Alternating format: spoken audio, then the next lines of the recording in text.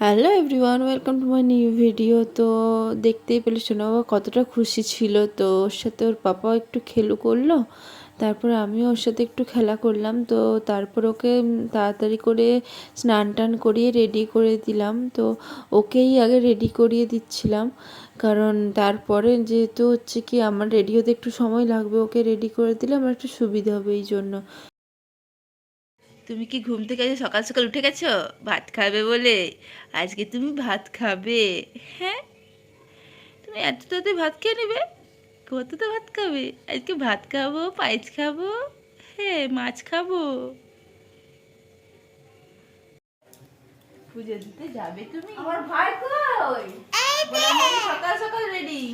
আমার ভাই শুনে গেছে নতুন জুতা কিনে দিয়েছে। হ্যাঁ ওই জুতো তোর, তুই তো চানই করিস, নোংরা হয়ে আছো।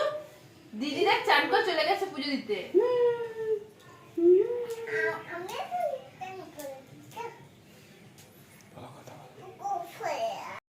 করে ভাই